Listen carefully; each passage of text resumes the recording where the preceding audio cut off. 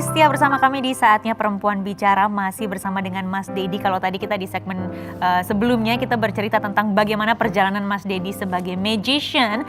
Kemudian tidak lama setelah itu, setelah quit, akhirnya Mas Dedi menjadi seorang presenter dan kemudian loncat lagi ke YouTube, jadi YouTuber dan sekarang jadi podcaster. Apakah ini karena idealis atau karena memang manis uangnya? Karena aku pernah baca satu artikel, 1 bulan bisa dapat 7,7 M. Bukan ember ya, miliar. 7,7 miliar rupiah. Wow. Cara-cara begini yang membuat saya dikejar-kejar pajak. Luar biasa.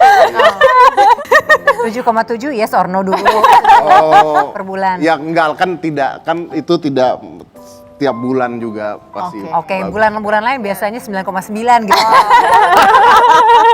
Mas Dedi juga mengatakan bahwa momentumnya tuh pas banget, kayak udah punya feeling. You left when you were at the top dan memulai sesuatu dengan caranya yang baru, invest 6 months, mempelajari podcast dan aku yakin YouTube dan juga menjadi presenter seperti itu. Nah itu semua dilakukan based on a hunch atau based on research atau based on idealisme apa? Pertama idealis ya. Tapi kalau idealis tidak ada nafkahnya juga bodoh menurut saya kan gitu ya. Jadi nggak bohong apakah itu ada duitnya dan apakah itu bisa menghasilkan uang dan gue melakukan itu karena uang, ya juga. Tapi secara idealisme kenapa saya buat? Karena saya merasa bahwa sebenarnya I can do more. Hanya saja ada hal-hal yang membatasi. Kalau di TV ada KPI. Nah akhirnya banyak pertanyaan-pertanyaan yang tidak mungkin dilontarkan bertanya padahal kepingin nanya. Disitulah munculnya close the door pada saat itu. Gitu. Jadi yes, idealism ya, there is money there, yes. Yes, of course. Sekarang sudah sampai di titik ini tuh kredibilitasnya Mas Dedi tuh dipercaya sama orang-orang yang datang ke buying my credibility, oke. Ke podcastnya Mas Dedi datang dari mulai menteri, tokoh agama. Kenapa sih milih orang-orang ini sampai ya udahlah siapa aja yang mau saya ajak ngobrol? Gini, ini menarik. Saya tuh pernah ditanyain sama salah satu petinggi TV. Dia bilang gini sama saya tuh salah satu pendengar podcastnya Mas Dedi. Cuman saya mau tanya satu hal, konsepnya apa sih? Karena saya dengar ada menteri, lalu tiba-tiba katanya ada dinar candy.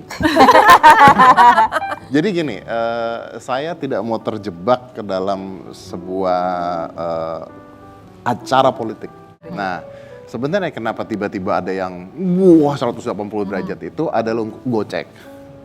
Jadi ketika orang udah, ini bahas vaksin COVID, kenceng banget. Tiba-tiba besokannya wancur podcastnya.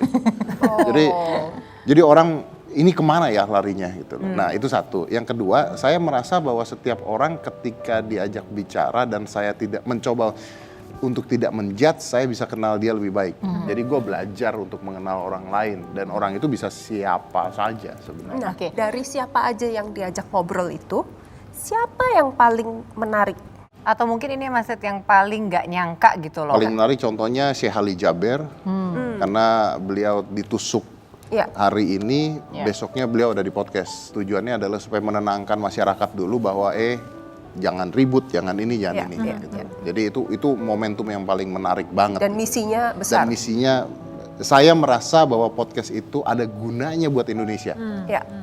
Karena bayangkan kalau itu kejadian, lalu tiba-tiba ada orang-orang di bawah-bawah, perang. Takutnya keburu rusuh. Takutnya keburu rusuh. Jadi memang itu harus secepat mungkin.